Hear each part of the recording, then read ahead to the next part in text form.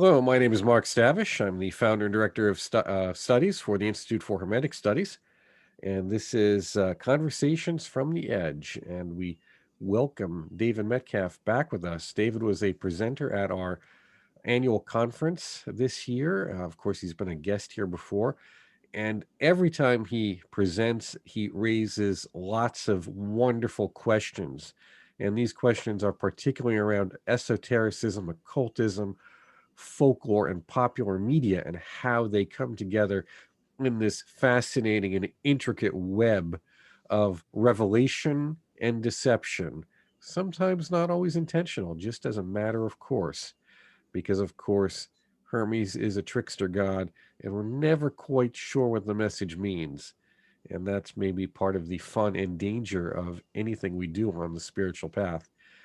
Because of many of those questions that David raised, we've asked him back, and here we are on a Sunday morning exploring or extending the exploration which we had just a few weeks ago. David, welcome back. Thank you, Mark. It's always great to be able to continue the conversation. Well, it's almost never ending, isn't it? Because there's just so many wonderful side roads that we can go down. And isn't that the point? We can easily get lost on this journey. We can easily get distracted. And how do we find our way back? It truly is a labyrinth at times. Absolutely. Yeah, and that with the exploration of popular culture element, it has been that kind of questing aspect of it that led me into researching that more. Because you're out and about in a grocery store or in, just in the real world, and there are these little kind of tracers and signs of something deeper, that a lot of people miss. And some of them lead to dead ends, and other of them lead to swamps and mires. But I think some of them can actually lead back to something valuable. So It's almost like the story of Sophia. Of course, many of our listeners know, and of course, Sophia is the goddess of wisdom, and she is enraptured with her partner, and she falls.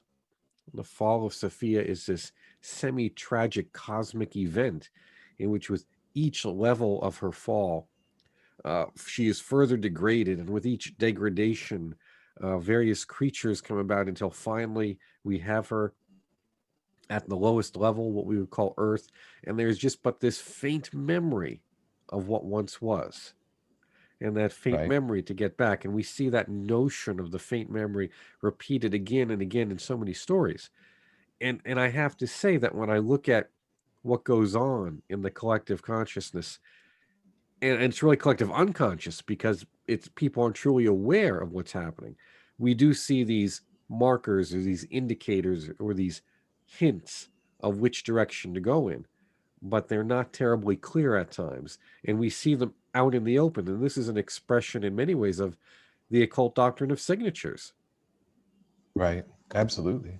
Yeah. And it's, I think that we live in such a hyper mediated age that, which includes the mediation of those ideas, right? Like if people think about the occult doctrine of signatures, a lot of people will suddenly think back to Renaissance diagrams, or they'll think of like Yakaboma, and kind of trace it back to the popularization of these kind of heavy hitters and some of the ways that these ideas have been framed in the past. But they'll miss the actual meat of it, which which is the signature itself, and the thing itself that the signature is leading to, in the ways that it's been reframed today, in the ways that it's been, given to you in a comic book, or or something like that, or as we talked about at the conference, the Old Farmer's Almanac. I highly doubt that many folks are looking at that, and recognizing the fact that it has so much material in it, or has in times in the past been a kind of gateway to study and practice. Let's look at that for a second then, or more than a second, for or any time you like. Let's look at that as gateway because uh, every journey starts with the first step, as we're told. And we have certain notions in esotericism which can be both useful and destructive, or should I say useful and counterproductive, in their elitism. That is, elitism forces us to demand more of ourselves so that we might excel, so that it can be very beneficial, such as elite sports performers. We don't seem to have any trouble with that. But when it comes to elite esotericism, we seem to have a bit of a trouble because we keep it in the same framework of competition against others rather than competition with ourself. That is expanding ourself. Absolutely. So there tends to be a both justifiably and unjustifiably harsh review of some of these gateway pathways and methods that people encounter. It's almost as if, I've always been on the high path. I never had that gateway. I never had to come into this world like the rest of you. Right. So yeah, maybe you could talk about that for a bit. Well, I think that one of the living in rural Georgia and exploring some of the folk traditions of healing and practice really reframed that experience for me, in the sense that if you if you look at something like a healing tradition, you don't care how the person's dressed. You don't care what their lineage is, or that may come out later, right? Like that they come from a family of healers, or that they've been trained by a specific healer. But what you want to get is healed. So it comes down to the ability to practice. And what I think is really interesting is that there's a fellow, Shelley Trimmer, who was a student of Yogananda's, and he was a Dutch powwow practitioner in his youth. And his introduction to higher forms of magic came from the DeLawrence catalog, right? And so he goes down this journey from his own position in life and ends up a student of Yogananda, who then Yogananda is kind of enamored with these practices, and is asking Shelley, to basically teach him some of the powwow techniques, like the red string and stuff like that. And Ray Grassi has a book about Shelley Trimmer and his experiences and conversations with him. And it's just, it's something like that, where a lot of people in the past, at least, when I think there was a little bit more access through these gateways to something more serious. Some heavy hitting figures came out that were introduced at a point to this stuff through things that people now consider garbage. You know, and the DeLawrence catalog is a great example of that, because it offered access to the Golden Dawn teachings through various republications, in large part because DeLawrence was a copyright pirate, and the Golden Dawn stuff coming out of England at the time was something that he could avoid the copyright. It didn't have a You're breaking copyright up a in the little bit. US. So his his of US on the Golden Dawn stuff, DeLawrence was able to capture that and republish it. And this then spread to the rural South. It spread to the Caribbean, it spread to West Africa. And so in the same ways that those transmissions happened, we can find that in the world today. I mean, as you know, one of my pet projects is on the grocery store grimoire thing, and the neo-charismatic spiritual warfare stuff that's in the grocery store. And it looks goofy on the outside until you see its effect on politics over the past 5 years, or actually, I mean, honestly, over the past decade plus, but really amplified in the way that we've seen these narratives hit the mainstream, lately. Let's come back to the spiritual warfare part, because uh, I find that many people are surprised when I mention this to them, particularly your research. They're shocked about it, and really on close inspection, there shouldn't be shock, but it points to a certain disconnect, a disconnect in terms of how people understand the transmission of information, how people uh, get their information, and and how their information is then shaped for them.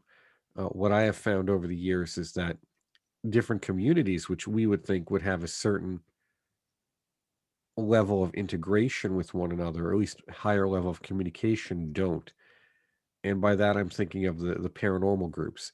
The paranormal research groups or investigative groups are extremely good at working with UFO folks and what do they call cryptozoology, Mhm. and yet they're terrible at working with any of the serious esoteric groups. They break down immediately. Yeah. They have some fringe connection, maybe to Wicca, maybe some fringe connection to some kind of neo-paganism or magic. But on analysis, I've consistently found that there's no real understanding whatsoever of it, and Yeah. that there tends to be an aversion to any type of genuine academic research. Yeah, and it goes both ways. In kind of a strange, this strange, almost like pushing against each other. The magnets pushing against each other in the way that they interact, because you have when I first started writing about this stuff publicly, I had folks from the esoteric field, being saying basically, why are you looking at this paranormal stuff, or why are you looking at parapsychology? That's all pointless, and parapsychologists being like, we're not magic, right? Like, we're not doing magic, this is not the same thing, this is not a cult, this is while at the same, I think one of the funniest examples of that was, there's an interview with Robert Monroe, who developed his out of body technology and is well known for popularizing the out of body experience. And he's talking about how he calls it out of body experience because travel is too loaded a term. And in a way, he was right in kind of defining astral travel as a specific subset of out of body and working with that. But then, as he's talking about trying to make this more scientific, he proceeds to list the 5 or 6 alien species that he's interacted with. So it's like, hold on here. We're defining. We're trying to make this scientific, but you can't then just drop the "I've interacted with 6 alien species" card onto the table and expect that to fly.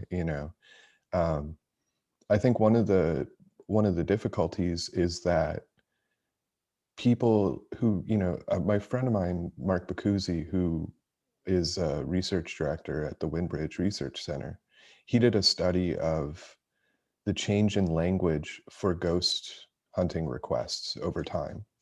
And I think this is one of my favorite examples of exactly what we're seeing with this kind of stuff.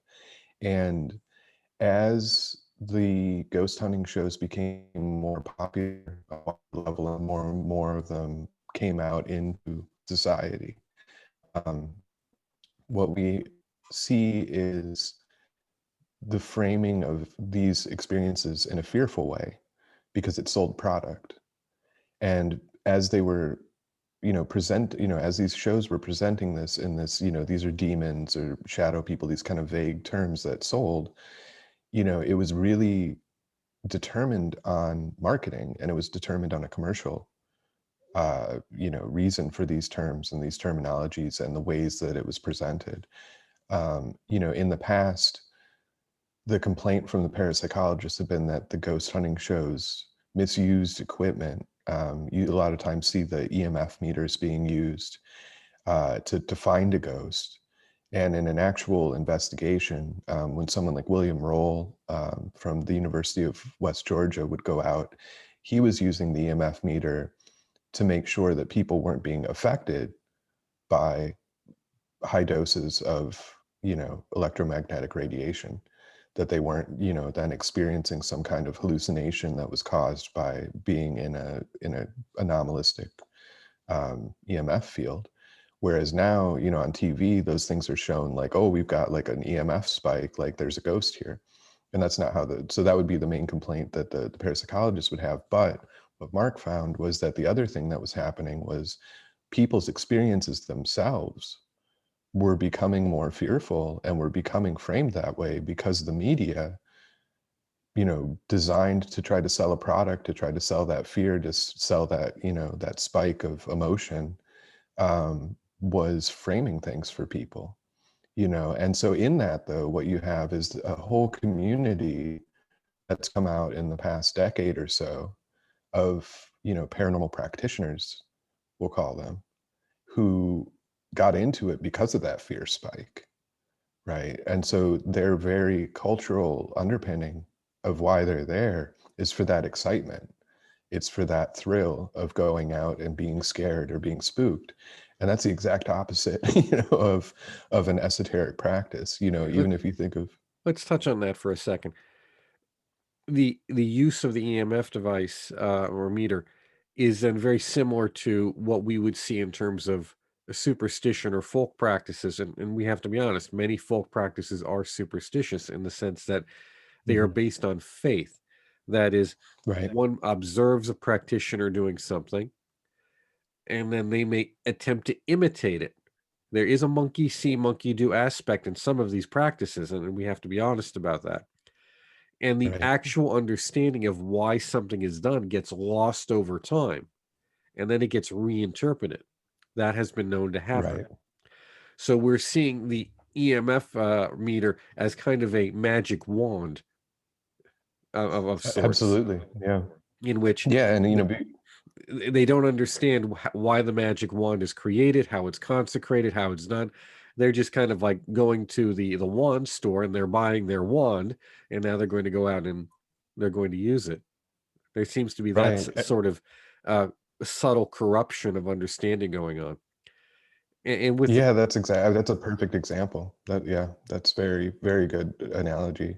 And in this instance with the EMF, it has a little dial on it, right? It does something. So you can, you have proof that it's working. well, I'm thinking here with the so you get a feedback loop. Hmm. If the individuals are going in and they're looking for an adrenaline rush, when we look at that from a psychological perspective, there's safer ways and more healthy ways, psychologically healthier ways to get an adrenaline rush. Uh, Looking for invisible beings that may or may not be there, but which you need to be there to fulfill your desired rush. And on top of that, having them being threatening to you, simply from a psychological perspective, is just a disaster waiting to happen. When we throw in the metaphysical element of an alternate reality taking place, now we have the groundwork for a disaster to take place. Right, right. And and that's so much of the media around this, because then the media, from a branding perspective and from a marketing perspective, you need that alternate reality, because that alternate reality is your product placement, right? Like you can't sell, you know, books on shadow people and what is a shadow person and where did shadow people come from and all this other stuff if you don't have an alternate reality where shadow people exist and people experience them. And while there is, there is an experience there being had, the product, the idea, the product and the service for shadow people becomes something completely different. It becomes a simulacra, it becomes an imitation of the experience. Well, what I'm thinking there is what we have is the notion of the thought form and the egregore keep popping up because we have the generation of an idea, we have the generation of a form around it. We have that form becoming the focal point of more than one person of a small group, and then we have that being broadcast on a broader level. with more people giving it some type of vitality and reality. Right. And they don't even know what process is at work here. Right. Right. And that, you know, this whole interaction in Sadir's initiations, there's that really great scene where the master has all of these people over and they're all having a conversation and they start talking about parapsychology, you know, and he gives them the way to design a perfect seance to have it work and all that. But he's like, this is pointless. You know, you can do it, but leave the dead alone, you know, like leave them alone, like stop messing with this stuff. Um, and you know, it's a different focus, and again, it goes away from the fear, it goes away from that thrill, it goes away from all those things, so it doesn't make for a good product market. And I think, you know, in the culture we see the same kind of thing where the thrill, the, you know, I mean, of buying a $600 grimoire, you know, artisanal hand printed book, and the thrill of having, you know, some sort of you know, authenticity. You know, I see that a lot with the Santa Muerta stuff, where there's this battle for authenticity um, within the, whereas if you go to actual practitioners in Mexico, they're not looking for deep authenticity. They're looking for effectiveness because they actually use the practice, you know. Well, this is part of the recent being the last 15 years in general, maybe 20, which, you know, within the framework of occultism is recent. Uh, Discussion of what is authentic, and this parallels the increased acceptability of academic studies in esotericism. Mm-hmm. So we have more folks looking for their PhDs in occult studies, esoteric studies somewhere. And then, of course, looking for jobs with the university with that Right. degree. Then we have the artisanal increase in artisanal publishing, which is mostly along what we would call the grimoires. Very little of it has anything to do with anything what we would say as positive. It's mostly those darker, threatening, exciting aspects of occultism that are brought into play there. We have the explosion of multimedia, but mostly the paranormal television reality shows, and of course the horror networks that go with that, Mm-hmm. and horror franchises. And we have what else? All this seems to be coming at the same time with a pattern. Right. There's something. What's going Well, on and here? I mean, with if you look at it, it follows the pattern of the internet, and the internet has created an opportunity for reframing nearly everything as a product. Every little you know, bit of information becomes a product, and what you're seeing, the commodification of scholarship, you're seeing the commodification of anomalous experiences, commodification of occult practice.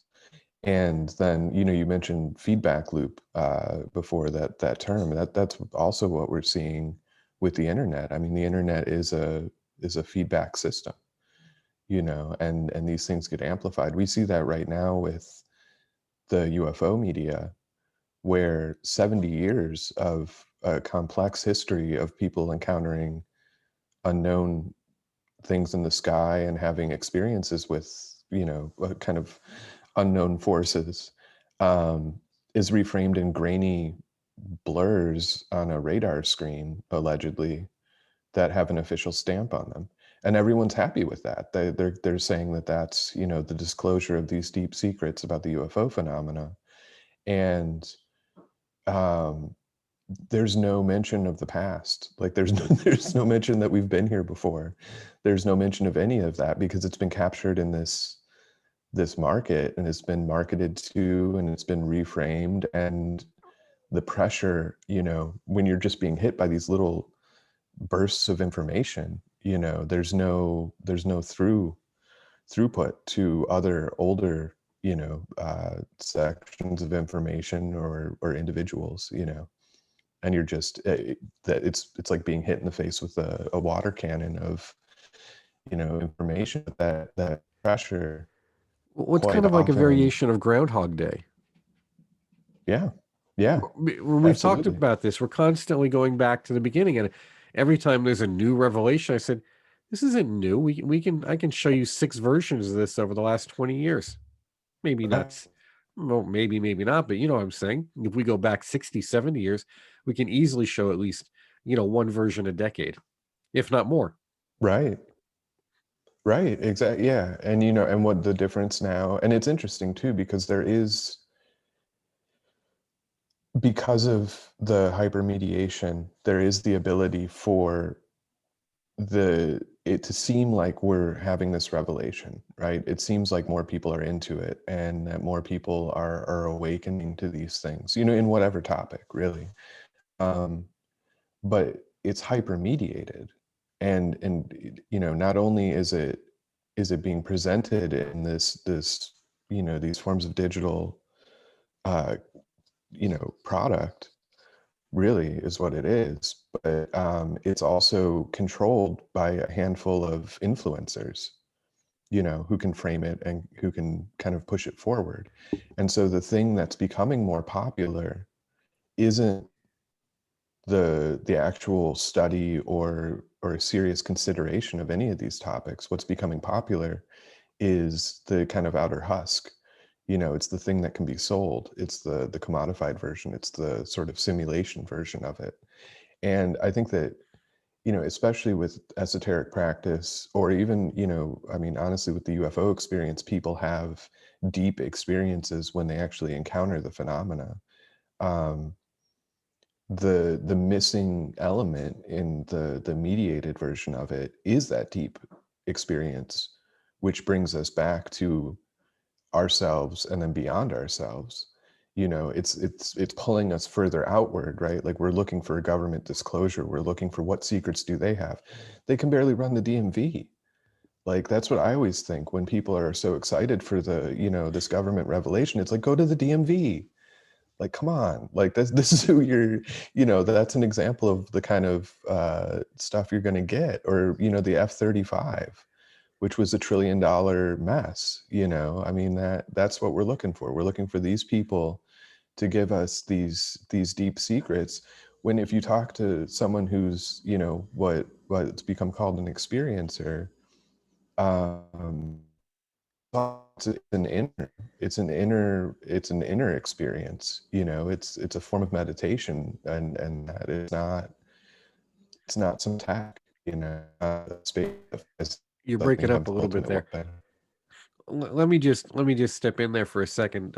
As you know, I was in Boulder, Colorado recently for another episode of George Norrie's Beyond Belief, and in that interview, he brought up folks he knows who are really into conspiracy theories, and they believe just anything they're told. And of course, I gave the usual disclaimer. Conspiracies are real. They happen. We have only to look at many aspects of history to see that, whether it be the communist revolution or the Swansea conference. These things happen. However, when we look at most people who are involved in conspiracy theories, they're working on some kind of their own variation of connect the dots, like a Kabbalistic chain of association. And what they essentially are, is I pointed out, and I said, what they really are is they're materialists. Right, Because as we had talked earlier, that document put out by Stanford Research Institute, The Changing Images of Man, it showed is in the early 80s that if people have shared values, they're going to act in the same pattern. They're going to respond to situations and problems in a similar way. right, You don't have to send them a memo because the memo is already embedded into their wetware. It's called right, shared values. So if you can control the message, you can control the values, you can control the outcomes to some degree. It's predictable. Whereas the conspiracy theorist is looking to connect all these dots in a very tight way that simply cannot be done, or Right. not always done to the way they think it could be. So I think we have that materialism there that is interesting, but that ties into that phrase you used, husks. And husks, of course, is the Kabbalistic term for the shells Hmm. of the Klippot, those broken aspects of creation that often fall under the domain of demonology. They're fragmented, they're not complete, they're rough, they're difficult, they're powerful, but they're unfriendly to us because of their incompleteness. And that falls into this kind of bigger framework of the internet, media, and who is controlling it and why. And we can extrapolate out of that various metaphysical connections, which will make sense. Whether they're true or not is going to be up for individuals to make their own assessment of. But at the end of the day, who are these influencers? What is their agenda or agendas? Because it's probably multiple. People have multiple agendas. One of them is just like you said, making money. Right. You want to believe this? We'll sell this to you. It's coin. We'll take it. Right. It doesn't have to be more Right. complicated than that. And then, of course, we can see maybe there are other agendas that do have to do with how we see people connecting to the cosmos and their role in saving humanity from itself. And of course, Jacques Vallée talks a bit about that, and how that comes up often in these paranormal, oh, excuse me, in different esoteric groups as well as UFO groups. But could you Yeah. maybe point to this really, it's kind of a real spiritual materialism that we see permeating all of this. Yeah, and it. Again, I think that a lot of that really does fall back on the product element, and the commodification. But as you pointed out, there are kind of deeper implications to that, and I think that in terms of the deeper implications, it's much easier to move and utilize people if they themselves are sort of tapped in as a product. If they're focused on that material as their shared value, right? Like, what's the shared value? If you can turn their shared values into what's essentially a rat in a maze being led by food, then it's much easier to control that. And that was, in terms of the kind of um, the mythos that has spun out of the psychic warfare studies. Um, Ingo Swann, who helped develop the early remote viewing techniques for Stanford Research Institute, he was very insistent on the fact that psychism, when developed, um, creates a being that is not conducive to the ways that our societies run. Whether that, and within the mythos is the how did they get the grant to do these psychic studies, right? And the idea is that they remote viewed, Pat Price remote viewed a top secret location, and was able to basically read the papers in the top secret location. And so now there are no secrets. And, oh, if we have all these psychics running around, what do we do, right? Burroughs talks about this. William S. Burroughs talks about this in terms of space. Uh, in space, as we physically move out towards space, our expansion of consciousness that occurs in that, which becomes, talked about through Edgar Mitchell's and some of the astronauts' idea of the overview effect, right? Where it expands this sense of consciousness. As that happens, you start to understand others in a way where Burroughs jokingly says, do you really want that person next to you on the spaceship, right? Like, do you really want to know what's in that person's mind? And so the development of higher levels of practice, and I'm talking about psychic practice now, simply because that's what most people are aware of, but, higher levels of practice make you dangerous in a sense, to a well-regulated society if you don't if they can't, and not necessarily because you are dangerous, but because the comfort of control isn't there if you can't be controlled. You know, your shared value becomes this cosmic level shared value, or beyond the cosmos, you know, and you become something. And you know, I mean, you think about, right, like in the Christian tradition, um, the theosis, becoming a god, right? You don't, like, you can't control gods. And in the history of religion, whether, you know, there's examples of Sufis, and there's obviously the examples of Jesus, the examples of these, when within a social structure like we have, when someone steps forward and says, hey, I've got a direct connection and I can prove it, the society turns around and says, yeah, let's kill that. Like, we don't really need that walking around. Well, Like, that's well, going to screw things up, you well, know? it's even, there's two things there. One is that this is where the disconnect from tradition is really dangerous for paranormal researchers, and they don't understand that. George Hansen talks about it in Trickster and the Paranormal, which we can't mention that book often enough. And I've talked about it in terms of just traditional teachings that I've gotten, where, the story goes, when you begin this practice, these are the things that will probably happen. And the first part of it is a lot of things are going to go bad Right. because you're shaking your world up in order to reshape it or reform it. And that these entities will not be played with, but they may play with you. Right. So you need to understand the relationship Right. here, and you need to understand that. I think, in some ways we're a little better off. Not much. We don't necessarily kill the messengers anymore, but I can tell you from personal experience, when I wrote my first paper, when I published my first article, then I was somewhat taken seriously. I had something to say, but that article's nice, but you know how that is. It's just your first one. Right. So then, of course, as I had more articles published, that was nice, but those were, now they're, no, they're just articles, they're essays. And then when I had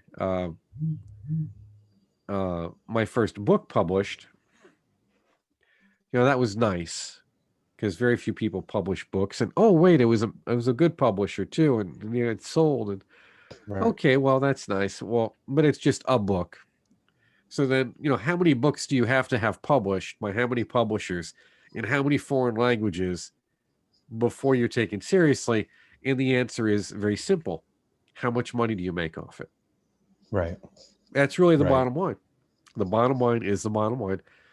No one cares for the most part, except how much money you make off it, Right. publishing. Then it has value. That's absolutely, yeah. There was a a music producer who just won an award, and I don't know his name. I forget his name, but they had a clip of him on the radio from an interview. I think he's passed away, but he's a New York producer that was just like, it's only the numbers. That's all that matters, is the numbers. And this is the guy that just won an award for shaping, the the American music landscape. His whole focus was on, like, how many singles did you sell? How many records did you sell? Like, I don't care if it's good, like, what did you sell? And I think that too, from the public encountering these ideas, they necessarily take into account that that's the fact, that the thing that is most easily accessible and the thing that's most, right there, is often um, the thing that is most saleable, as opposed to has the most depth. And that's one of the things that interests me with the truly pop culture stuff and the pulp stuff, because a lot of times, in terms of long-term shaping of shared values, the stuff that didn't necessarily make a lot of money, but was kind of just like put out, often shapes the culture in ways that are more powerful and long lasting. I'm thinking of someone like Ray Palmer, right?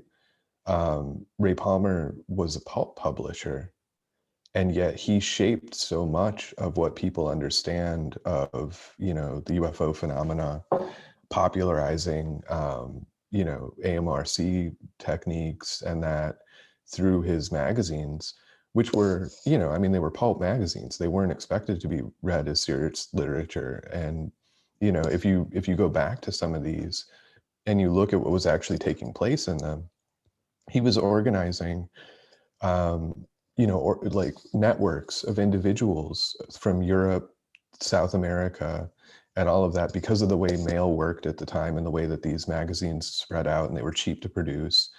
um, he was essentially organizing a small network of individuals that could keep their eyes on the skies and write back, and then it was published through this magazine. And that happened all over the place in the UFO phenomena, where people, there's kind of a mythos of the government paying attention to these small UFO groups and they're trying to keep the secret. Well, if you read the actual material from the 50s, what they were paying attention to is that you have these cell group of organized intelligence, open source intelligence developing, looking at the skies and watching for anything that's weird. So if you're a military that's working on technology during the war, you're groups that have connections out there who are, you know, You broke up a attention, little. Let's pick so up on that, because that open source is fascinating, and I think what we have here is again, a problem with perspective. What I found, during my teaching days at the university, is that students increasingly don't want to learn anything. They want to learn just enough to be able to look it up on Google and then figure out what to do from there, but they don't want to learn enough where they have to actually use any discernment to solve the problem. And that we see this watering down now, continuing into a variety of areas of public and private education. So with that, we have a lack of connection to the past, a lack of tradition, and we also have a lack of perspective then. So that there's a certain arrogance of youth in thinking that, oh, we're the first ones to really do this. Look at this, this society, this interest is so spectacular. And what we have in reality is the continuation of things that have been going on for 60 or 70 years. But let's compare. How was the media? Because there was a host of paranormal shows in the 50s and right. 60s and 70s, and they were good. Yeah, Could yeah, you yeah. talk about those and compare some of that product, if you will, as well as publications such as Amwork and other things, to what is happening now, and how that hard copy versus digital and virtual realities, what the strengths and weaknesses of those are? Well, I think one of the, you had actual writers. You had actual, you know, it's awesome that people can grab off the shelf technology and jump into it and just let their creativity roam.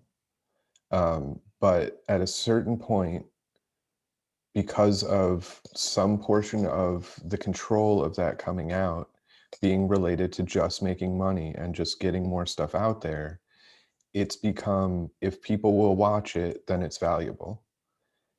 Whereas in the past, you know, if you listen to an album recorded in the 70s with studio musicians and a real producer who was a producer who only did production, um, there's a significant difference in quality from someone who's at their laptop and just really talented and can produce an album on their own. And I think that when we get into these topics like the paranormal stuff, I'm thinking of going back even further to film, Jacques Turner's Night of the Demon, right?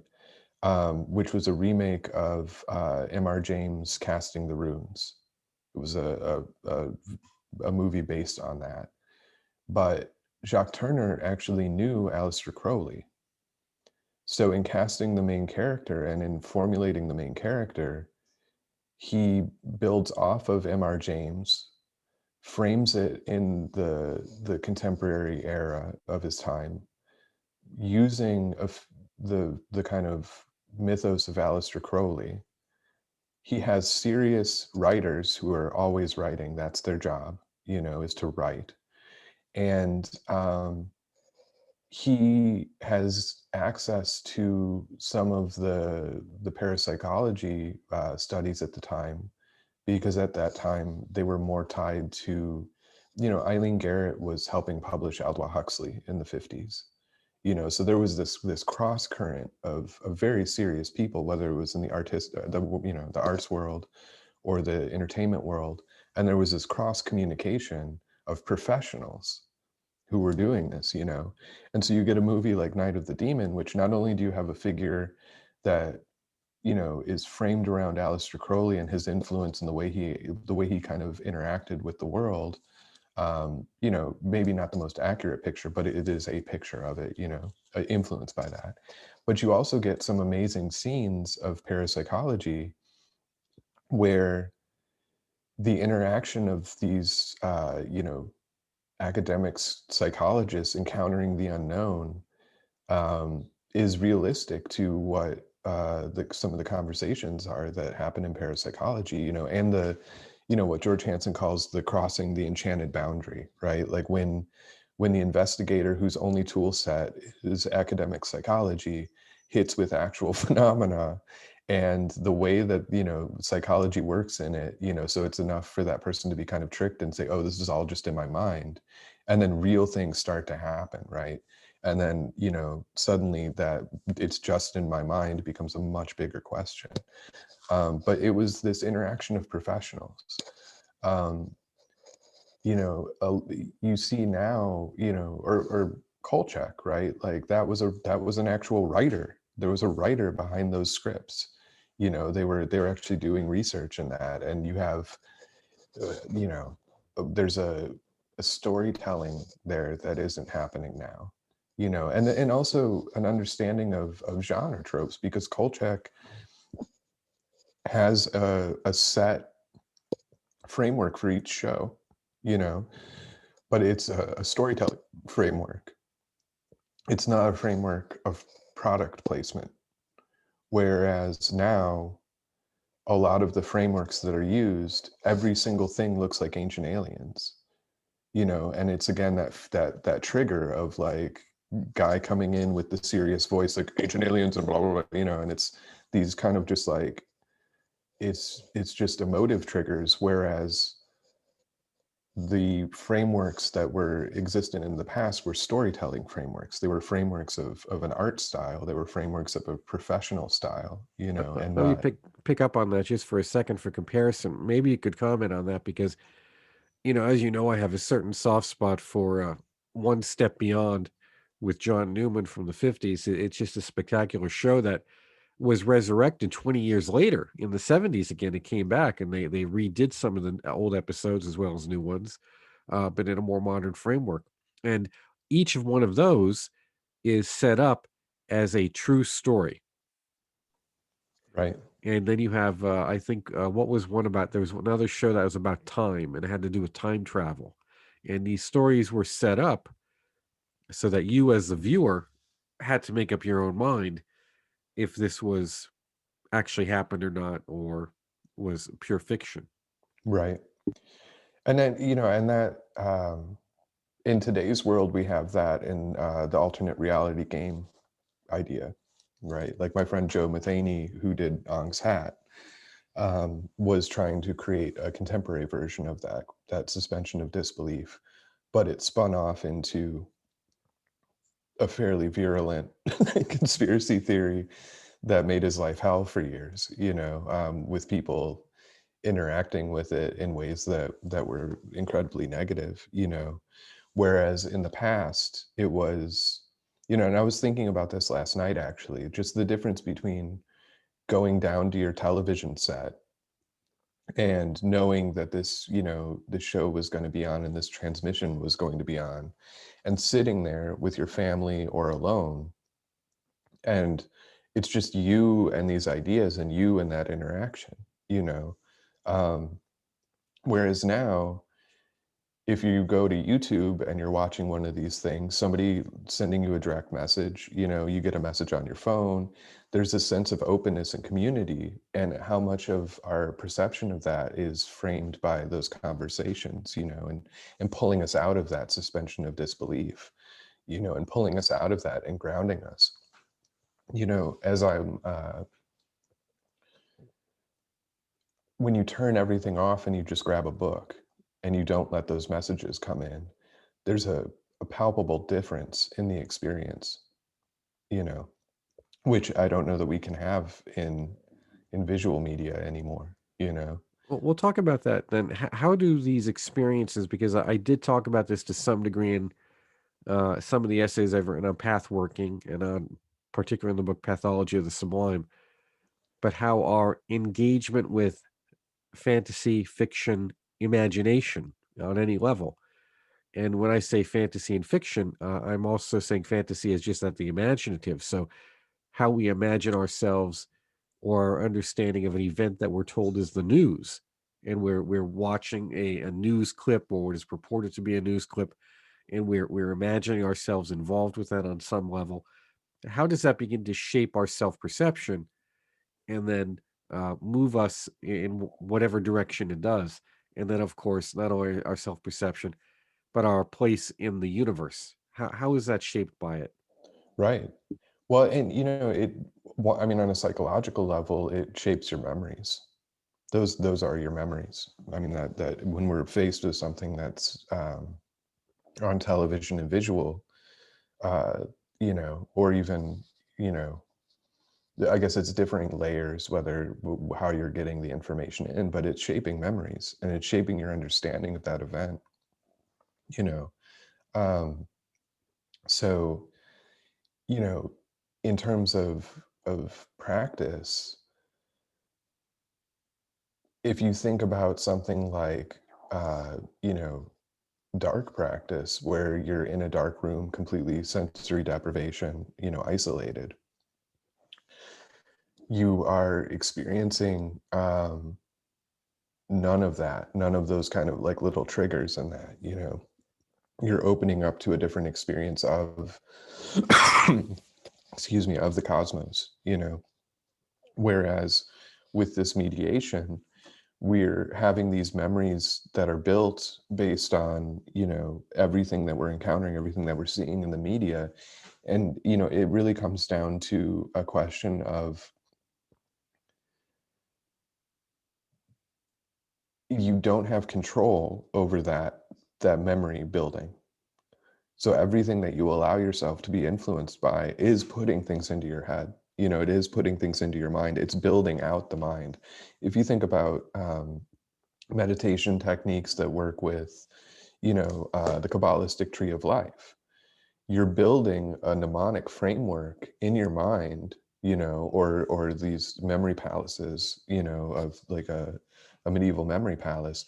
You're building a framework which eventually becomes a lived framework. You eventually become living in that framework. You're living in that.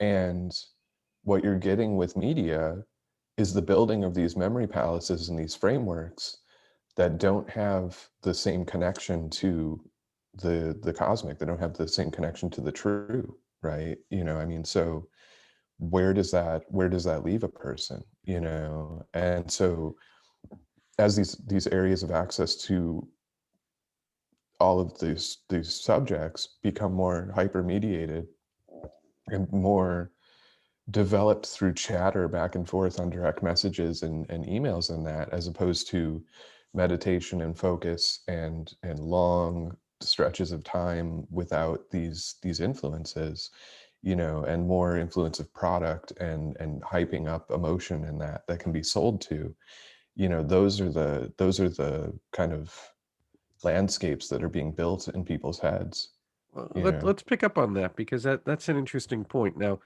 we say, life lives on life, and wherever we direct our attention, our energy goes. And by energy, we mean our life force, our chi, our prana, our pneumatic energy, whatever we choose to call it. And it goes either in small bits or large bits, but that's where it goes. So when we are visualizing these astral creations, whether it's Amorc's celestial sanctum, or whether it's our own personal memory palace, or whether it's a Buddha field, or it's a yantra from some kind of tantric initiation, those visualizations not only build up within our mind, but in our psychic body. and that on death, those strong images, just as at night when we sleep for lucid dreaming or out of body experiences, they become gateways to the broader dimension or other worlds. And Giordano Bruno, that's what he was, I understand, discussing in some of his works on the art of memory about how these visualizations become gateways to other dimensions. And that may not have been an acceptable idea. So, that being Right. said, when we are creating these visualizations for ourselves, they become a media for our own personal immortality. But if we don't build anything up, we don't take anything with us. So we have very little to go to on the other side. Absolutely. I mean, imagine if your own personal immortality is a night vision goggle image of someone getting scared by a ghost. You know, I mean, that's what's being built up, or a kind of heavily mediated, almost cartoonish version of a grimoire, you know. And I think that concept of the seriousness and the weight of it has been obscured and lost these days. I think it's incredibly important to kind of see that, because we're the extent to which we're hyper mediated, I don't think most people have a good sense of, because we've become lost in it. It's expanded. It's what people, especially younger generations who don't know what life was like prior to the hypermediation, you know. Um, it's hard to see exactly how penetrating these things are. And going back to SRI, um, on purpose, not necessarily in a negative way, but this was supposed to be an enhancement of human cognition. I mean, that's what the internet was, is it was an extended mind, it was a group mind. Um, and it's doing what it was supposed to do, unfortunately. As you point out in Pathologies of the Sublime, if you don't clear the slate before you start the work, you're going to have some issues with some underlying pathologies there. And we have that on a global level. And now this machine that is acting in the same way that neurons firing in a brain act, where one neuron fires, another neuron fires, and you get a chain reaction. Well, we're all hyperlinked to each other in that way, and hyperlinked with the dead as well, because all of their statements and triggers in that are being reflected through these chains of association in our minds and the minds connected through this machine.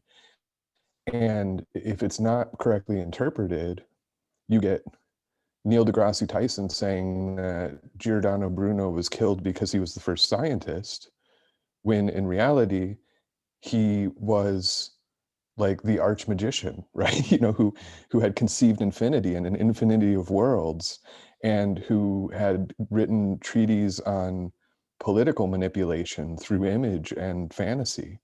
And if you actually read Giordano Bruno, you don't get the sense of this kind of super scientist, like very, you get the sense of this very powerful thinker who had you know developed a system and refined a system for his culture of practices that go far beyond what people would consider, especially Neil deGrasse Tyson would think of as science. Yeah,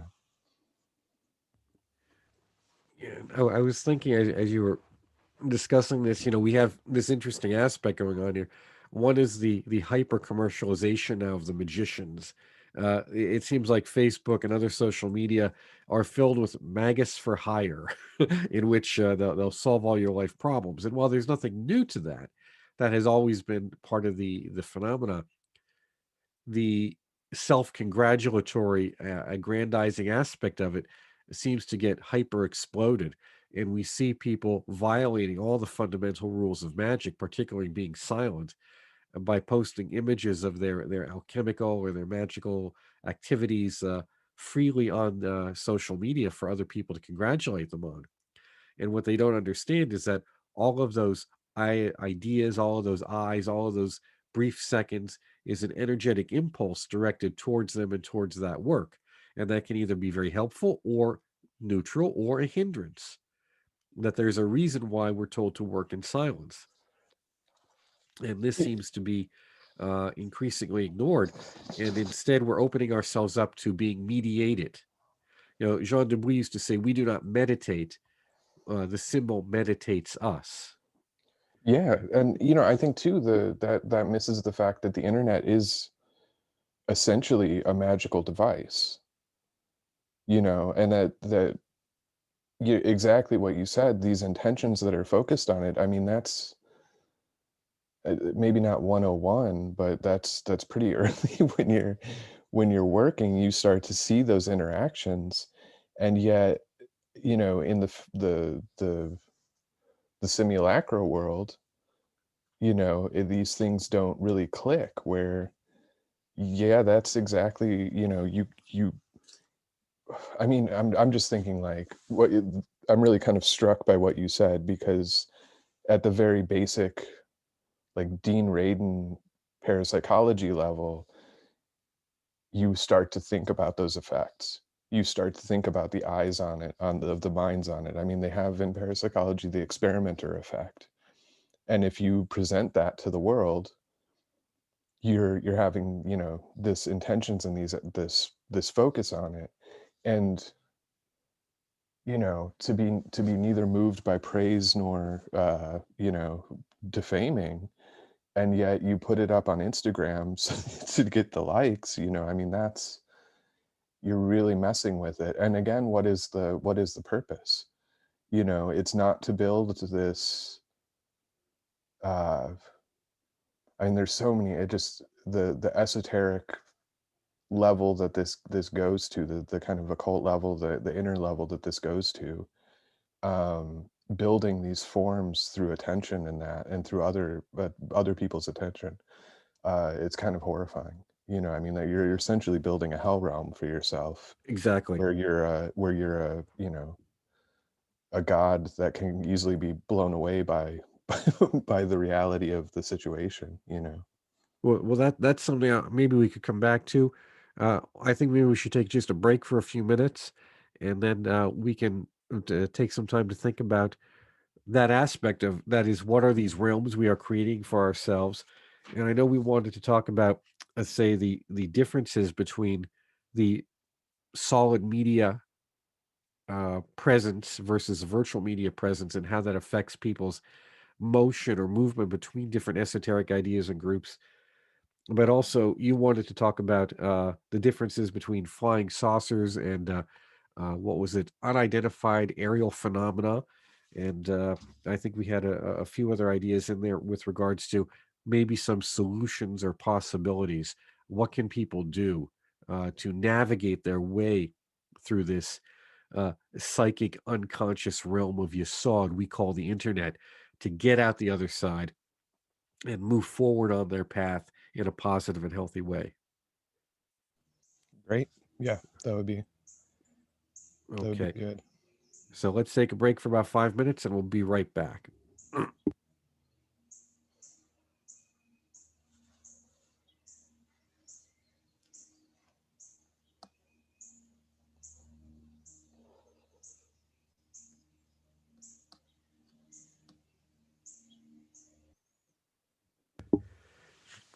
David, I was thinking that, Jean Dubuis, the French alchemist, Kabbalist who deeply influenced me and many of our listeners through his works, through the Philosophies of Nature, used to say that the goal of the of the student is to really break through Yesod, or that sphere of influence, that lunar sphere of influence that controls dreams, visions, certain types of psychic phenomena, particularly those around water and the cyclic nature of things, and to be able to get through that so that they can begin to experience greater intensities or levels of light.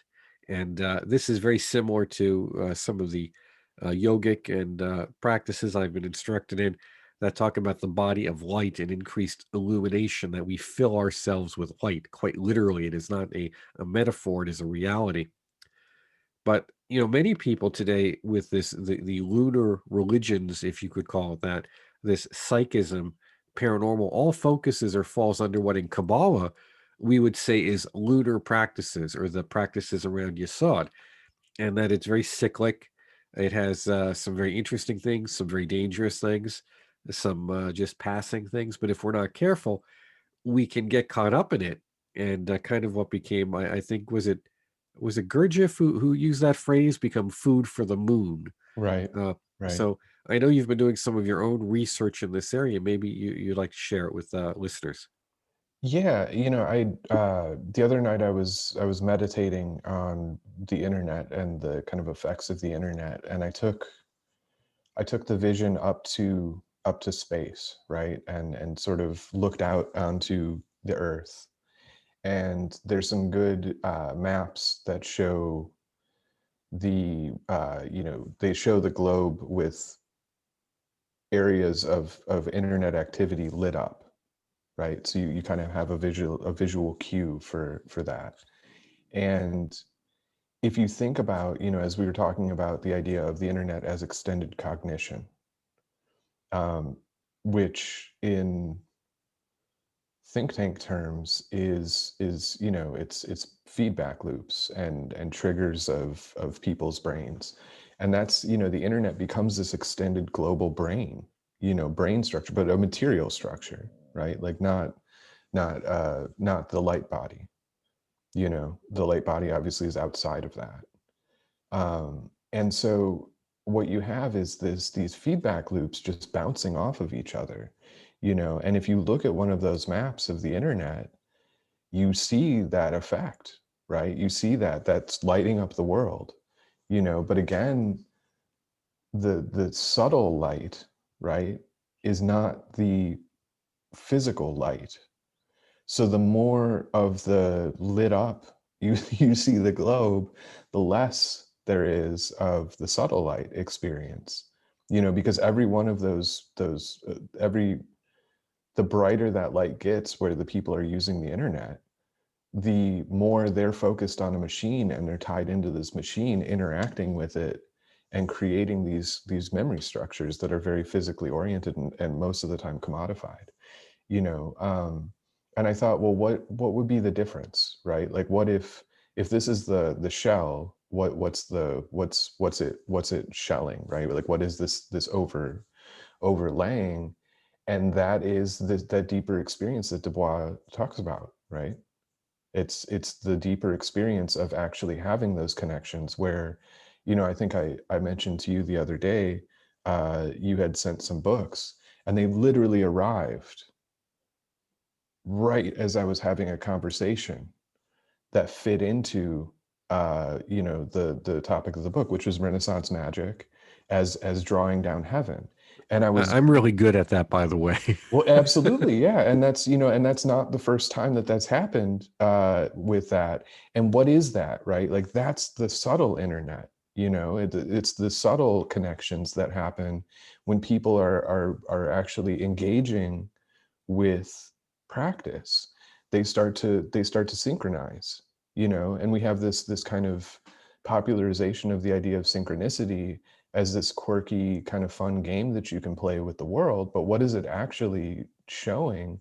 It's showing that the same kind of synchronization that happens on a physical level when you're triggered by the internet, right, by these connections that are developed through this hypermediation, happen without all that, right? Like, they happen simply because, and I can say that they happen without all that because, again, just going back to things that I've experienced with you, I lived in, the couple towns over from where philosophers of nature were practicing. And as your work was intensifying, I was having experiences that now, in retrospect, after we've had conversations, were mirroring some of the things you were working with because there was that radiation of effect, right? And that wasn't mediated by us corresponding. That wasn't mediated by the internet. that wasn't mediated by any of that. What that was mediated by was the actual resonance occurring, you know, beyond the machine, you know. And so um it's really kind of it's weighty to think about what then is happening when these things are being reframed through this machine structure, through this very mechanical, very just not not unnatural, but you know what I mean, that just this very kind of forced way that the internet does, and being lowered down to that level of just kind of, you know. And I would say a lot of it even is it's sublunar, you know. I mean, the Yes. because it's triggering animal responses in us. It's hitting But the reptile let brain, you yeah, know. let's talk about that a little bit because that raises several questions. One is that notion of, what we focus on is where our energy goes, and of course, using the excuse me, the alchemical symbolism even of India. That notion is that our energy moves out and it focuses on something, and it fills us up internally with its inner representation, and then we get heavy with it. That's the tamasic aspect, and then we kind of fall asleep because we overload. We can't handle any more weightiness of this stimuli that's going on, and then we have to sleep and kind of digest it, or divest ourselves of it to make room for more for the next day. But that's interesting because if we look at the areas where that internet activity is high, uh, it would be very interesting to have a vision of what the astral environment of that place is like, because Right, we know what are most of what's going on here is mostly violent video games, porn, and really fairly stupid entertainment, and a lot of uh, fairly questionable political analysis, for lack of a better phrase. right, So what would we see in that astral dimension? Whereas if people were pushing their energy inward, or turning that off and going inward, what would they begin to see in response? And of course, uh, they would see the inner reflection of everything they've created. right, They're going to have to face all of that tamasic, that all of that weightiness that they've absorbed, that psychic, visual imagery, and emotional energy that they have ingested over the decades of their life, right, and what that has formed. Uh, that is a scary idea, because you yourself mentioned, we have these experiences when people are doing work, and sometimes we resonate with it. And the notion is, of course, that if we all just, get around and meditate and sing kumbaya, we can make heaven on earth, and that everyone's just going to get along suddenly. Yet the harmonies don't always line up with people on a good day. And as you've stated earlier, we have not treated our spiritual teachers for the most part very well in many parts of the world. We tend to either ostracize them or kill them. right. What's to believe that simply because we have more people meditating, that suddenly everyone's going to become peaceful and get along? Well, and I think this too goes back to what you're talking about with materialism, spiritual materialism here, in the sense that if you look at the studies on mindfulness, right? Mindfulness without a full integrated practice leads to sociopathy and mental dysfunction a lot of times. There's been, I think, one of the most recent news piece on the sort of science of mindfulness was the fact that it led to a spiritual arrogance, and it led to a disassociative kind of state that didn't take into account community or others, because people were so inwardly focused. Now, if you go to a traditional practice, that's not the case, right? I mean, you have the ethics, you have this whole structure that exists around that one small part of mindfulness, right?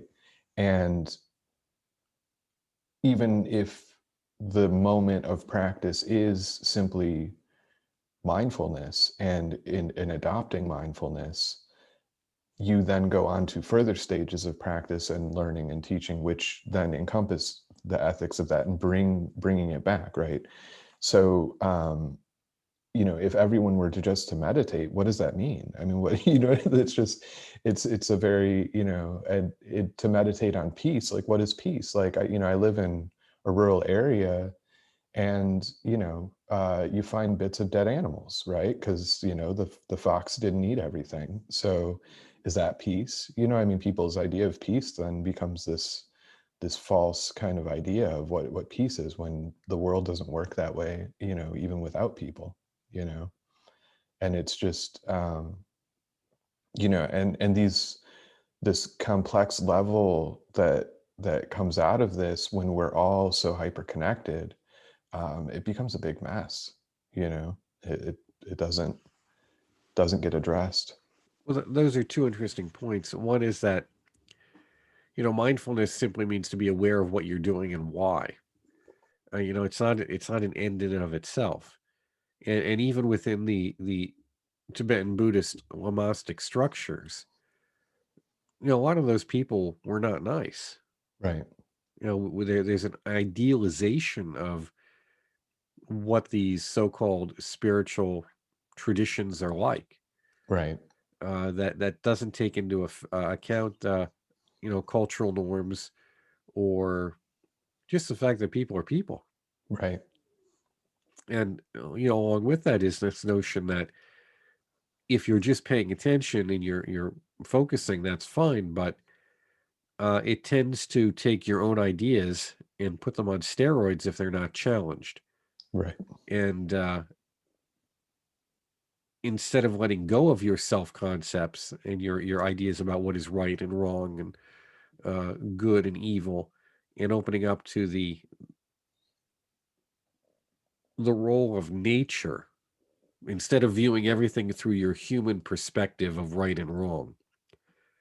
And I get in trouble with this when I say, I like the idea of human rights, but they're a human construct. Right.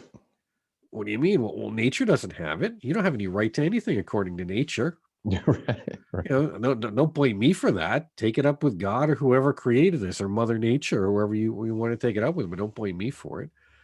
And that seems to be a hard thing. That what happens is our own ideas just get amplified and Right. glorified and made more solid, more concrete, more rigid, and all for the good of everyone. And this is Right. where, good ideas become totalitarian regimes through Right. spiritual practice. Yeah, and and the idea of mindfulness itself, as it's commodified.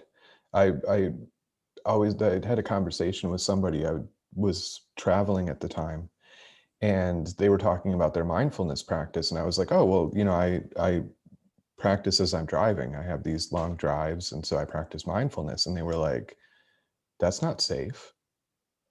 And I was like, wait, what? Like, you should be practicing mindfulness when you drive. Like, that's kind of the thing. Like, that's a perfect it's a perfect moment to be practicing that, because you need to be in the moment and focused. And but to them, mindfulness was zoning out, right? And it was it wasn't mindful. And it was such a perfect example of how these ideas become commodified and changed, and become not what they ever were meant to be, in the kind of conversations that we too often have around them. Well, that falls into the 200-hour teacher training programs, but you really hit it on the head. Some of these things have no relationship to what they were ever intended to be. And Right. that when we commodify it, we push it into the central square. We take something which is liminal, which is in many ways extremely private, and we reduce it to the lowest common denominator and push it into the public arena. Right. And then what happens? We see the transition from a spiritual inner personal experience to something which can be understood by others, whether they're ready for it or not, whether they want to, maybe more importantly, whether they want to understand it or not. And we dangle it in front of them because they've got something we want, their Right. cash, Right. their Right. attention. Absolutely. And that, it again, going back to the internet, because it's such a driver in today's society, that is what the internet runs on, is attention, you know? And so it's dressing these things up.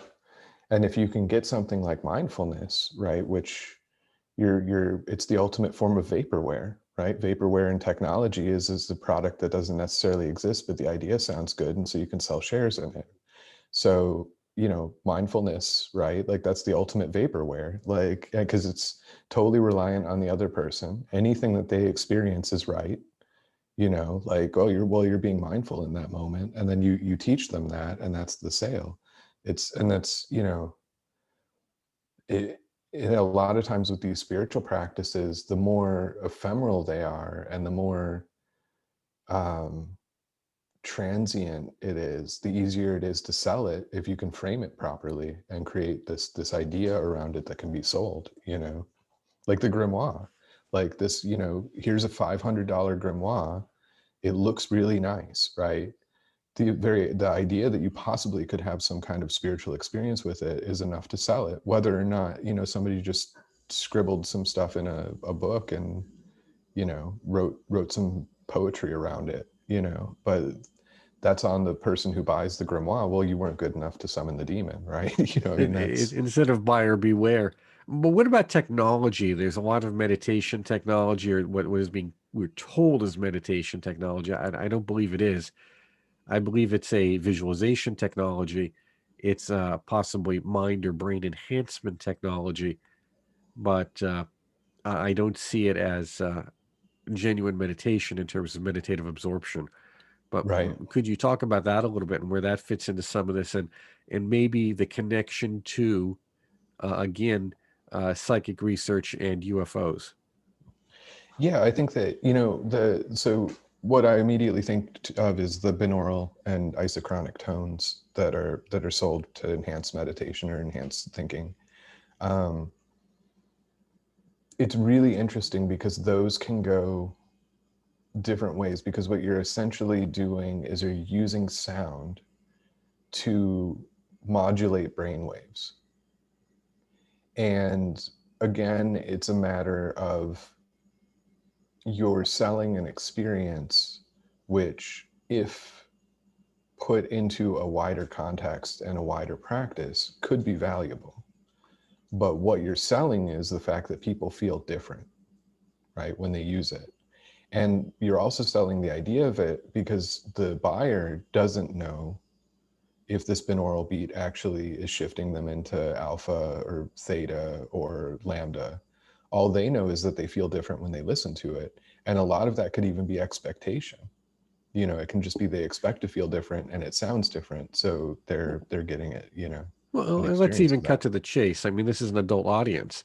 I mean, half of the when someone told me about binaural beats on uh, on YouTube, I looked it up. I did a search for a client actually looking for some meditation apps, and I mean, all this stuff was about hands-free orgasm. I mean, it was just for chronic masturbators. Right. And that's I guess that may be me fine once in a while, but. Uh, that's what it was. That's what I Yeah. was laughing at it in one way and also shocked at another, that there is all this highly well developed uh, technology, Right. hypnotic induction Right. technology Right. aimed at, I guess, what would that be, 15 or 14 to 30, I guess 30-year-old audience, I'm Right. guessing. Right. Uh, what kind of neural synaptic reprogramming is going on there is what's in my mind. Well, yeah, and that's because when this stuff was originally developed, one of the originators of the binaural technology was Robert Monroe, and extensive work went into developing the technology that the Monroe Institute uses. And if you just pull some like off the shelf binaural stuff and listen to you will you'll experience, you know, different effects depending on what brain wave is being triggered. um, the difference between that and the actual gateway experience that Monroe developed is night and day.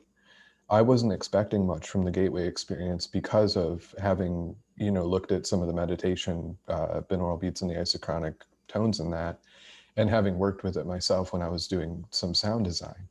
But when I actually did some of the gateway experience listening sessions, it's quite different. You know, it's a quite different thing. Now, how the key point though is that it's a technology, right? It's a mandala. It's an outer form of something that if you don't then expand that into a deeper practice, you're still stuck in illusion. You know, you're still stuck in things. And the other thing that can come out of it too is that because of the experience that you're going to have and having that shift in brain functioning, um, you can put a lot more weight on it than it deserves, right? You know, you can get stuck in that. You know, it's the classic, don't get stuck in psychic experiences. You know, well, when you're doing these out of body inductions through the binaural stuff, you know, that can be really interesting. But even Robert Monroe himself, having done this for decades, was like, that's not the point. You know, and when Monroe was around and was, you know, people would come to his seminars at the Monroe Institute to do the gateway experience, he always prefaced it with, you may not have an out of body experience, and that's not the point. So get over the out of body experience thing. That's not what we're doing here. You know, like, you, great if you do. And if you do, that's just going to lead you into a whole bunch of other complications that you're going to have to deal with and think about and work with. But at the end of the day, what we're here for is to learn more about what it is to be human and what it is to be beyond human, and what is our place as, you know, in this wider sphere that has nothing to do with out of body experience. It has nothing to do with meditation. It has nothing to do with all of these tools that get you to this wider awareness, you know. And Monroe got bored, you know. I mean, he helped design this technology. He had a whole team at the Monroe Institute that experimented with it. They had all sorts of experiences that sound like science fiction, but at the end of it, that he consistently came back to, you know, you can experience the entire universe and it's still a prison. That's not the point. You can, like I mentioned earlier with his, you know, 6 alien life forms or whatever that he had said he had encountered. um Not interesting. At the end of the day, you don't find fulfillment in that. You know, I mean, it's where does the fulfillment come in? You know, and that's kind of the actual search. You know, and with these things, it's dangerous because, as you said, I mean, you can get, you know, a binaural beat that gives you hands-free orgasm. Well, great. What does that, you know, what does that do for you at the end of the day? You know, I mean, I hadn't done a lambda induction before with one of these things. And so I turned it on and was working with it. And I'd had been arrogant in just thinking like, oh, well, you know, I haven't done lambda before. Let's try this. Well, it turns out that lambda is the brain state that folks go into. It was developed from some of the neurological studies of Tibetan meditators, right? So it's an incredibly deep level where your brain, you know, it's a deep level of meditation that you're suddenly thrust into without any thought to it, right?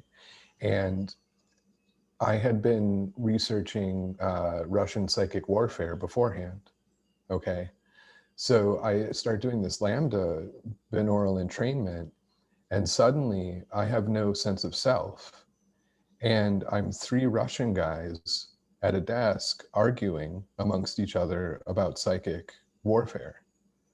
And I have no ground. There's no ground to be in. And I'm 3 different intelligences arguing about psychic warfare, and it was this incredibly intense, and I was like, whoa, okay. So I turn the thing off and I get up, and they're still there, right? Because your brain is still resonating in this thing. You're actually doing a physical change, and it was incredibly disorientating, and it actually took me a day to recover from, because I hadn't gone into it. And what is that? That's set and setting, that I hadn't gone into it meditating on, like higher levels. I'd just been like, let's turn this machine on and see what it does, and hadn't realized, well, I've just spent like a week reading Russian psychic warfare material, and that's not going to be the best lead in to flipping my brain into overdrive. Well, I think that's pretty hilarious because I do. And only because there's 2 points that are brought up there. One is that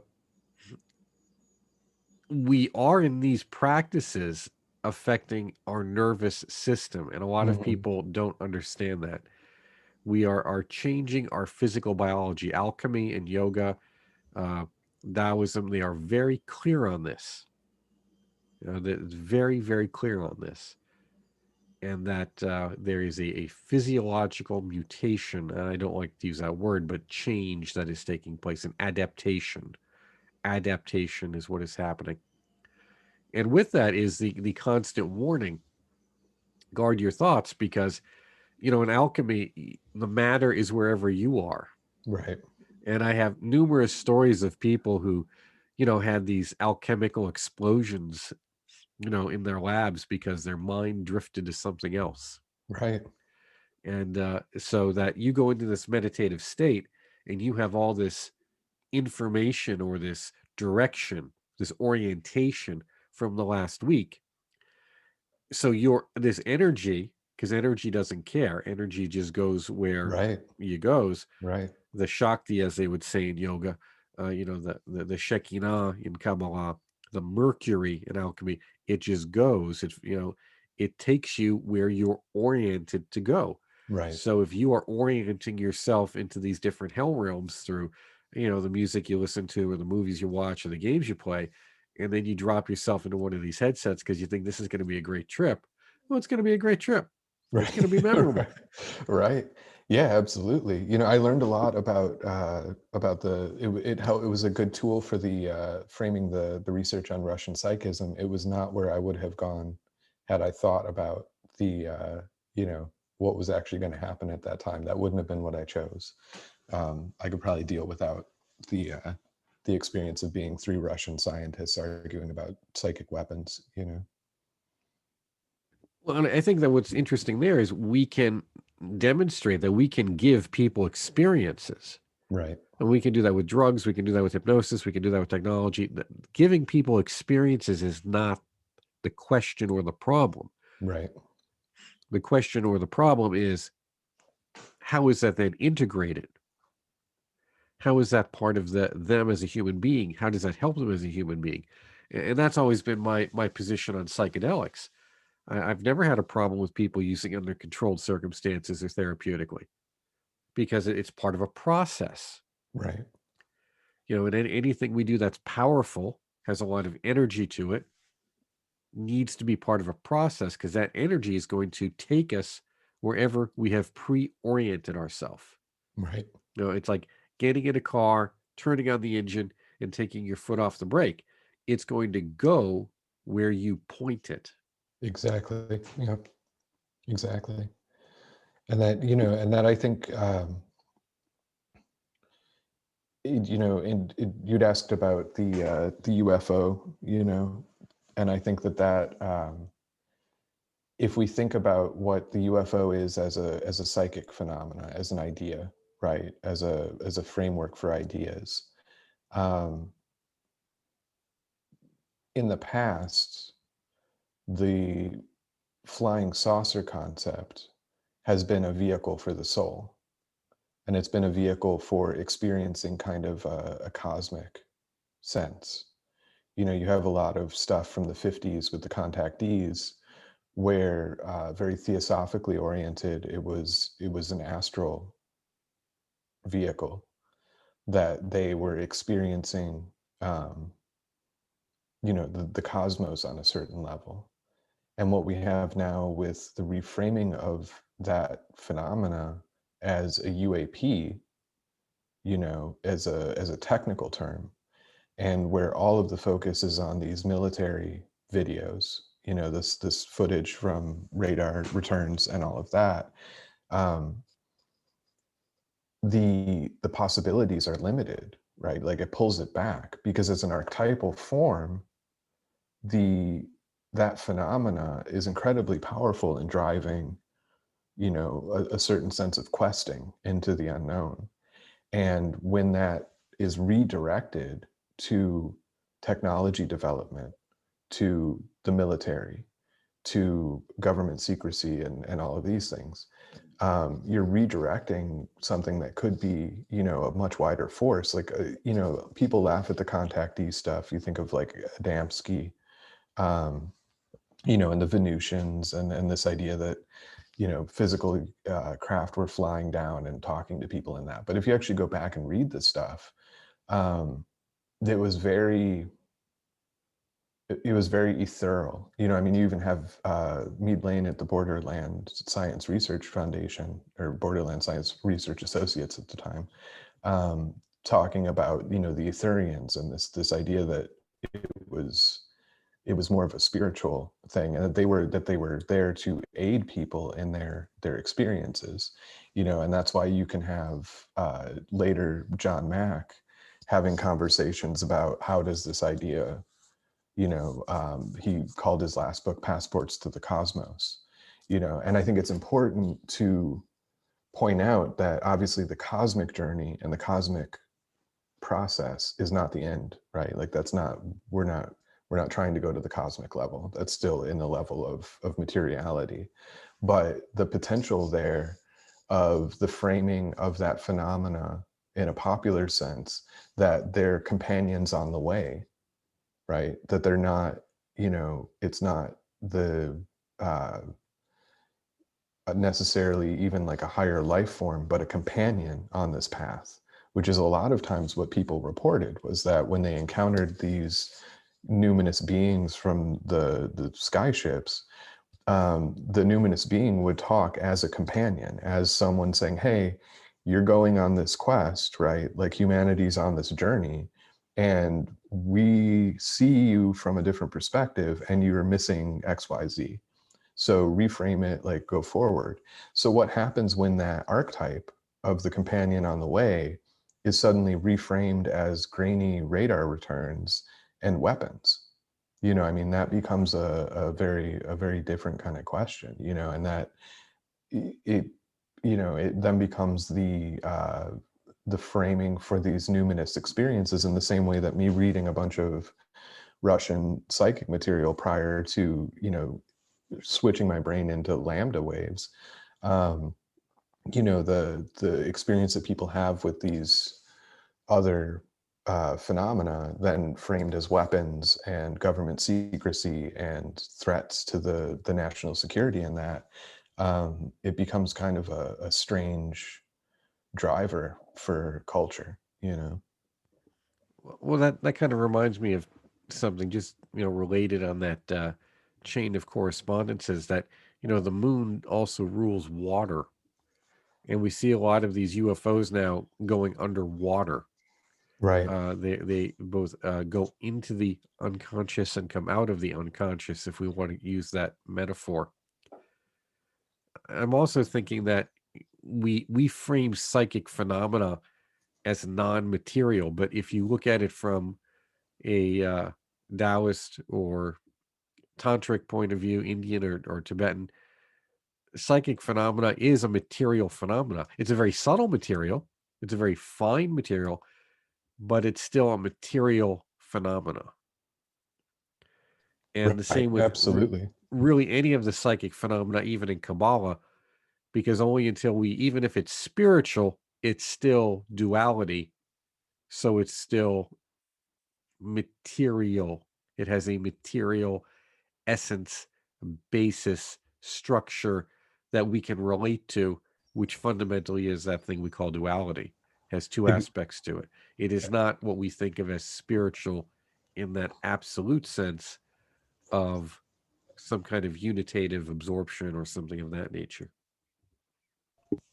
Absolutely. And that, and that is one of the interesting things, that if you look at the past material on UFOs, that framework where they're framed as being vehicles of that level of the subtle nature, still material, but of a different order, right? And that's, you get the new age terms vibrations and that kind of thing. And that actually came out of, some of the early culture around UFOs and that. Um, but that idea that it would be, again, this companionship of something that's on a subtler level to then lead you to even subtler levels to lead you beyond those, and that in terms of framing things between the material basis of practice and the ultimate goals of practice, when something that has that powerful subtlety to it, as you said, like the just from a symbolic level of having it go to into the unconsciousness, and that um, and to then be a threat, right? Like then we have these weapons going into the unconsciousness and doing that. This takes on an archetypal conversation that I think becomes interesting on one end, but also dangerous. Well, that You leads us know, to the next part of the discussion because I think these are all related in a very linear way, just for different audiences. But if we were to lay them on a platform, on a table, we could see the spider web of connections here is very clear. It's associative. Our life is associative. It's not always a very linear fashion, but that is, once we have this enemy, we need to be protected from it. And what do we see is the other area of specialization which you have is the notion of spiritual warfare. That, on the other hand, we see within various fundamentalist circles, at least in the United States, as far as we're concerned for our discussion, these different groups focusing on uh, what is essentially grimoire magic on a very folk level among Christian fundamentalist groups. And how do they fit into this picture as well, to UFOs and all of these things?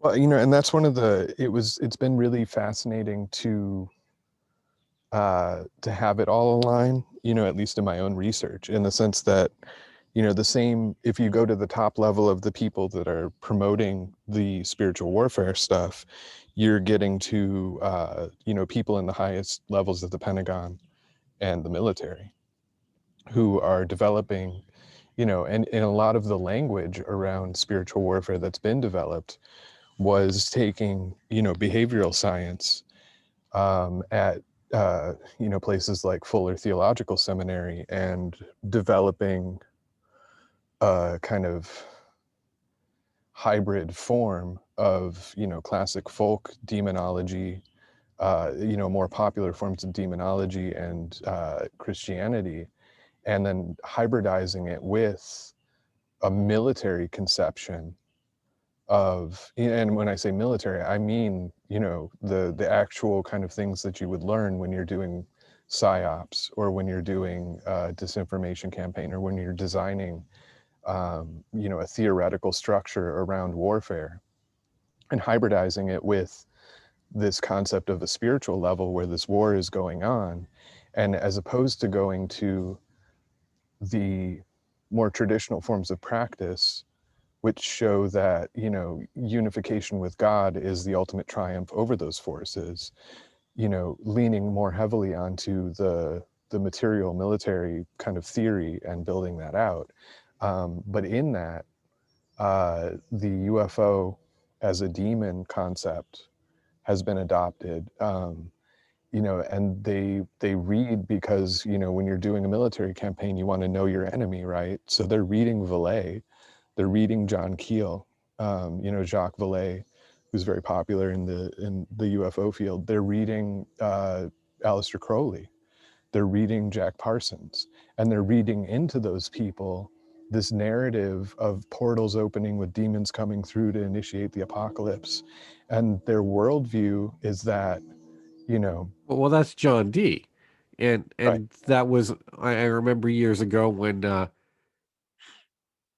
Tyson wrote his book Tetragrammaton, later issued as The Power of the Word, and he talked about that. And many occultists soundly thrashed him and laughed at him. And then I believe, was it Jason Lowe? Was that the author I'm thinking of? Jason Love, yeah. Yeah, he wrote his book on Enochian angels, and he talked about it, and everyone thoroughly embraced it. It was a 180-degree turnabout. And that embrace is in large part this wider context of those ideas having been popularized since William Cooper, right? I mean, since the 90s. Um, the spiritual warfare culture developed kind of in the 60s, and then through the 70s developed more, but in the 80s was when you had this really direct tie-in with a sort of militarized thinking. And then through the 90s, it developed in the, the, I would say Christian folk culture, but kind of Christian popular culture. And that's where you find these books popping up at Walmart, and then in the 2000s and that it just amplified until it's become, it's fed into the public conscious in a way where it exists in a way that can be recognized, right? Like it's no longer just this kind of fringe idea, but it's an idea that exists there. Even if people aren't directly associated with it, they can recognize it. And they Why, can though? say, it's because of the level of people engaging with this stuff. General Jerry Boykin, who led Delta Force, is a proponent of this hyper spiritual warfare concept. He goes and gives talks at Morningstar Ministries. So at the very highest levels of culture, we're getting these beliefs, saturated. And with the internet and the spread of, kind of a popular conspiracy culture, the idea of archons, right? I mean, you see this all over the place, this idea of the matrix. We're living in a matrix, and it's being manipulated. And so these ideas are saturating. So when Tyson wrote the work, it hadn't been as mediated. It didn't have that media landscape to fit in. When Jason writes the work, he used to write for disinfo.com, which was kind of the counterculture popularization of this stuff. And so he was framing it in a way that, Cartoon Network, right? Adventure Time is a popular show. Adventure Time is written from a Gnostic viewpoint. The guy who wrote it also did I don't know if it was the Book of Enoch or what it was, but he did a comic that was essentially a comic version of the Gnostic kind of archonic sense, and so Adventure Time is bringing this into the culture, right? And it's happening because of the internet communication amongst artists and that, but it's building up this resonance in the culture. So, what do you see as the apex of this? I mean, everything builds up, and then it has a point, and where is all this heading towards, and what should our perspective or perspectives of it be? What is a healthy response to it? I think that for to be aware of where your influences are coming from, as we've discussed throughout this conversation, um, everything that you interact with is building up a worldview, right? I mean, right view, that's key to Buddhist practice, right view. And never more than now with this hypermediation is right view important. And you've got to start there. You've got to start with right view. And that's recognizing, you know, at the very subtlest levels where these forms are being manipulated, and where what you may think is a memory or what you may think of as an idea that came to you or as an experience that's true, has been mediated and has been altered by the kind of template that you've been given through the hypermediation, you know. Well, that's what we see with this obsession with what is it, the Mandela effect, where people Right. will tell you, well, this is what I've seen, and now the book is physically altered or the movie's physically different. And even when you can demonstrate that that is not the case, they will insist on the accuracy of their, and we could put this in air quotes, memory. But it's really a memory manipulation of some kind that's happening, not a Yeah. physical manipulation. Right, exactly. And it's, and then the conversation that occurs around that where, you know, your memory was manipulated, you comment about it, someone else reads that, and then their memory is altered, and they have the thing and they confirm what you said, and it's this feedback loop again that happens on the internet where suddenly a whole group of people all agree with each other and therefore it's true, you know and that not realizing that essentially what's happening is just a feedback loop of reformatted memories, confirming,